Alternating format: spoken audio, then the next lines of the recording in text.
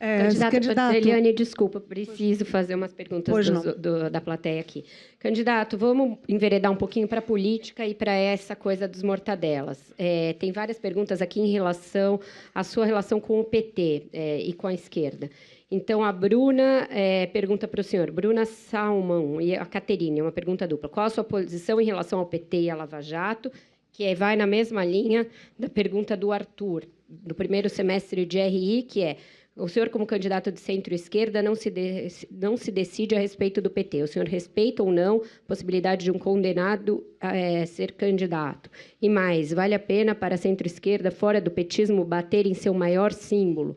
Outra pergunta sobre essa relação com o PT, pergunta se o senhor advertiu o Lula do risco de ter uma chapa com o Temer, mas ainda assim fez campanha para Dilma e Temer. E qual a sua posição sobre o impeachment, se o senhor considera que foi golpe ou não? Então, PT e impeachment. O golpe aconteceu por uma circunstância. Vocês têm colegas da Faculdade de Direito, eu suponho. No presidencialismo, ao contrário do parlamentarismo, o cidadão fazer um mau governo, um péssimo governo, no presidencialismo, não é condição para tirar a pessoa do poder. Uma das impertinências do presidencialismo é isso. Por isso, só poucos países avançados têm presidencialismo puro. Aliás, eu só conheço os americanos. E aí toda essa tragédia latino-americana que imita os americanos, etc., etc. No mais, a França tem ali uma coisa meio híbrida, o resto é todo mundo parlamentarista. Por quê? O parlamentarismo resolve essa contradição. A maioria orgânica, por definição, forma o governo. Se fizer bobagem como maioria institucional, paga a bobagem como governo, cai. Não precisa esperar 4 anos, nem precisa ter tragédia, nem trauma, nem disruptura institucional, cai por uma moção de desconfiança, por eleição antecipada. Eu sempre fui lutador do parlamentarismo, mas o povo brasileiro optou corretamente, porque se quis colocar o parlamentarismo como instrumento golpista das nossas elites para não deixar o conteúdo plebiscitário do presidencialismo, deixar o Lula ou o Brizola chegar na presidência da República. Isso é página virada, eu agora tenho que respeitar essa vontade. Portanto, a Dilma sofreu um golpe. Não é que ela não estivesse fazendo um péssimo governo, ela fazia um péssimo governo e, portanto, desfinanciou a sua legitimidade na população. Só que fazer péssimo governo não é, como diz a lei, crime de responsabilidade. A Dilma não foi acusada de cometer crime de responsabilidade. Crime de responsabilidade está submisso ao princípio básico do direito romano, que afirma nullum crimen, nulla pena sine lege. Quer dizer, não existe crime nem pena sem lei anterior que o defina. E aí eles forçaram a barra e pegaram um ajuste contábil, que não é a melhor prática, que o Fernando Henrique fez os 8 anos, que o Lula fez os 8 anos, que a Dilma fez os 4 anos antecedentes, que o Tribunal de Contas sancionou nesses todos os anos de Fernando Henrique e Lula, e botaram na Dilma esse truque contábil chamado pedalada fiscal, e ela foi derrubada. Portanto, crime de responsabilidade ela não cometeu, portanto, o Brasil está sob um golpe. Do golpe de Estado à moda moderna, um soft golpe, um soft coup, porque não é mais a sargentada que no passado invadia o parlamento, matava as pessoas, etc. Mas isso também é assim que modernamente se está fazendo. Minha relação com o PT é igual à relação que eu tenho com a realidade. Percebe? Eu estou com a cabeça fora dessa confusão odienta que hoje está dividindo família por política, as pessoas se insultando na internet, se agredindo, ninguém quer ouvir o argumento do outro. É uma coisa... Eu não esperava viver, minha geração ganhou todas na política, nós somos encantados com a política porque nós ganhamos todas. Redemocratizamos o país, anistiamos, fizemos uma constituinte, restauramos as eleições diretas, trouxemos de volta todos os brasileiros exilados. Nós ganhamos todas, nós acreditamos nesse milagre e, de repente, eu não esperava viver para ver o Brasil nessa situação de desagregação do próprio tecido nacional por essa pusilanimidade. Agora, repare bem, o que é o PT ou o que é o governo Lula? O governo Lula é o governo que melhorou o poder de compra do salário mínimo de 76 para 320 dólares em 8 anos, a poder de compra. O governo Lula é o governo que ampliou o crédito como proporção do PIB de 17% para 55% do PIB. O governo Lula é o governo que criou uma rede de proteção social que baniu a fome do lar de 40 milhões de pessoas que, tendo a rede de proteção social, conhecida por Bolsa Família, comem, não tendo, passam fome. Esse é o governo Lula. Não sei qual a opinião de vocês sobre este governo. Agora, eu sei que o governo Lula é o governo que loteou a Petrobras, que botou Michel Temer na linha de sucessão, que conciliou com Renan Calheiros e, de novo, está conciliando, que conciliou com Onísio Oliveira e, de novo, está conciliando. É o mesmo governo que acertou-se com o Eduardo Cunha na presidência da Câmara dos Deputados. Então, a minha opinião sobre eles é isso. Perguntado, eu respondo. E por que eu sou obrigado agora a dizer que o PT é Satanás e que o Lula é Deus? Ou que o Lula é Satanás e que o PT é Deus? Eu não sou obrigado a isso. O petista de raiz é que acha que o Lula é Deus. E o coxinha de raiz acha que o Lula é Satanás. Ele não é nem uma coisa nem outra. Mas ele é criminoso, o senhor acha? Por corrupção e lavagem de dinheiro? Eu acho que a sentença que o condenou é frágil. Por quê? Também sou professor de Direito. E aí a sentença do Lula é a primeira que eu conheço no Brasil que alguém é condenado por conjunto indiciário. Isso é uma escola anglo-saxã do direito. É da escola do direito consuetudinário. Então, no mundo moderno, já existe a condenação por conjunto indiciário. Mas o direito que vige no Brasil é o direito positivo, especialmente o direito penal, brocado é aquele que eu já falei aqui em latim, só vale o que está escrito. Portanto, não há na sentença do Sérgio Moro, nas 81 páginas, nenhuma prova que identifique o Lula como vamos dizer, culpado de corrupção passiva, que é a condenação. O senhor já visitou um imóvel com empreiteiro? Um minuto só, estou falando de direito, não estou falando de política. Eu sei que vocês são tudo atarados. Só uma curiosidade. Não, eu visitei o quê? Um imóvel na planta com um empreiteiro, dono da construtora. O que o senhor acha disso? O que quer dizer essa pergunta? O que quer dizer essa pergunta? Curiosidade minha.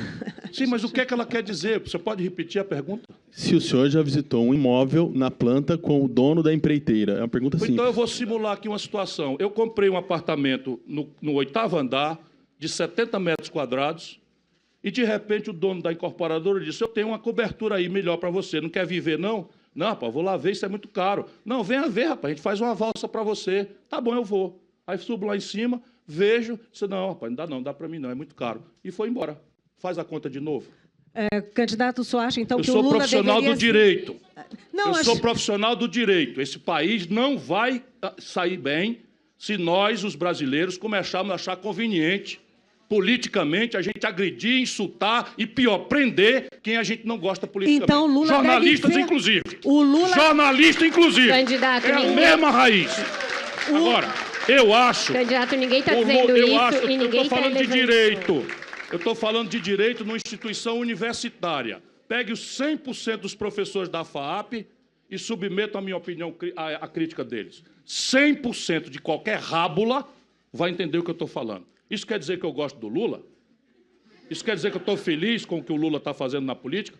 É outro assunto. Mas a pergunta foi, o senhor acha que o Lula é um criminoso? Não dá para achar, porque a sentença que o condenou, nesse momento, é injusta. Eliane, por favor.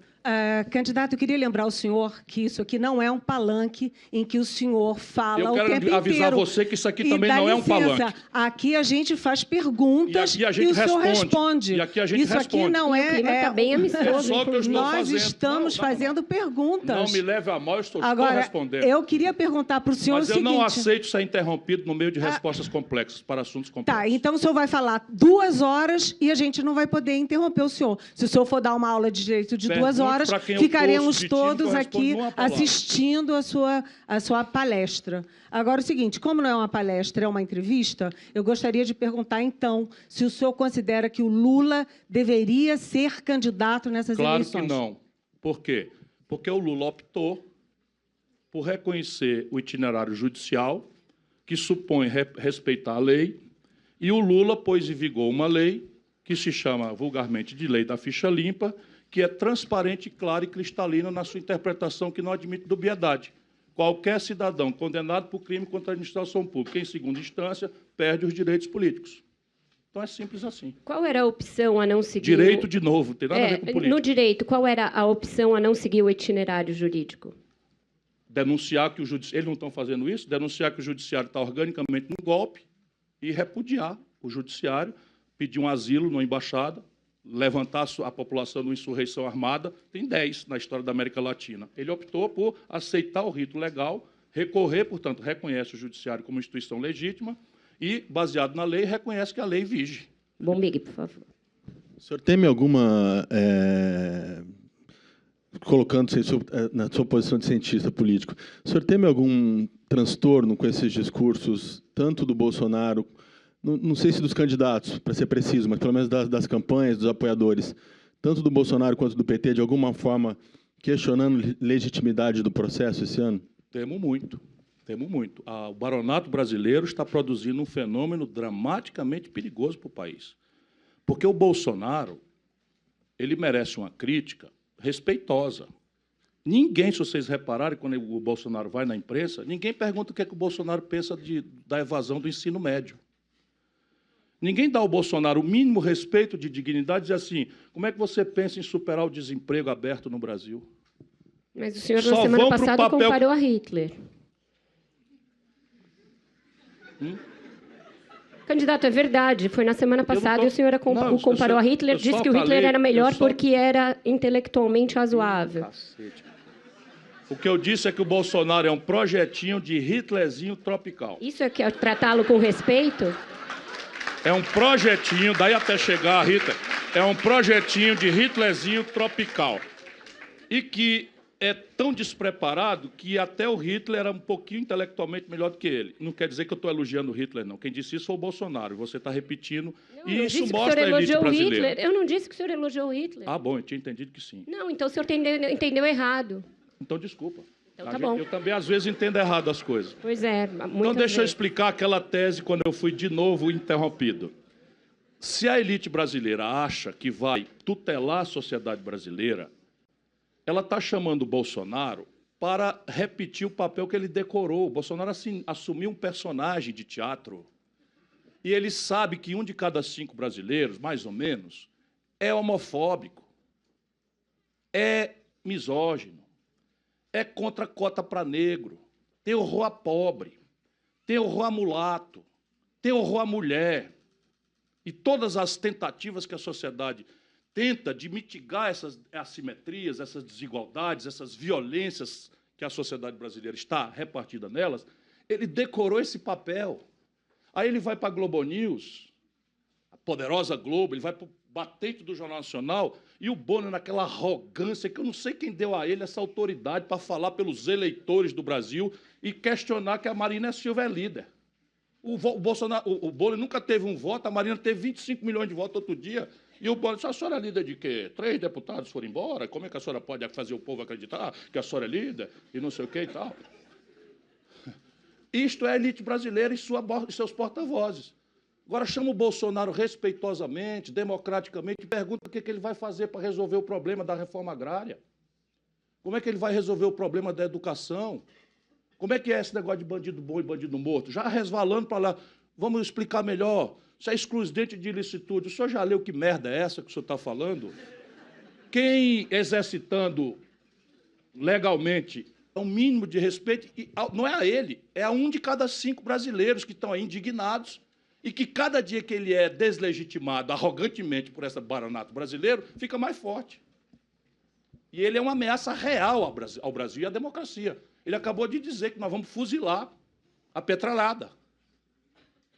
E é isso que ele pensa no papel que ele se atribuiu. E ele agora está acreditando no papel, o que é pior. Ele incorporou, né, o papel. Professor, eu já vou passar a palavra ao senhor. Só queria só entender dentro disso. O senhor de perguntar a ele, candidato, o senhor se referiu a ele, meu amigo Jair, meu colega de parlamento, e fez uma pergunta bem mais light do que essa que o senhor acabou de propor aqui. Eu queria saber, o senhor, quando tiver nos debates da Rede TV e da Bandeirantes, o senhor fez pergunta para ele nas 2 oportunidades. Mas você não está me entendendo. Não, mas eu quero saber, o senhor, como adversário dele, que vê esse risco na candidatura dele, quando o senhor tiver a oportunidade de estar diante do Jair Bolsonaro de novo, o senhor vai perguntar nesses termos que o senhor acabou de propor, ou o senhor vai perguntar se ele é um projeto de Hitlerzinho tropical? Vocês repararam que ela não ouviu nada que eu falei? Eu ouvi tudo que o senhor falou, estou perguntando em cima do que o senhor falou. A proposta que eu faço é que a gente respeite o quinto do eleitorado brasileiro que vota nele e chame ele para sair do papel de intérprete da misoginia, do machismo, da violência bruta, etc., etc., e propor, por exemplo, proposta da educação. A minha pergunta para ele foi o que ele achava do meu projeto de ajudar o brasileiro a sair do SPC.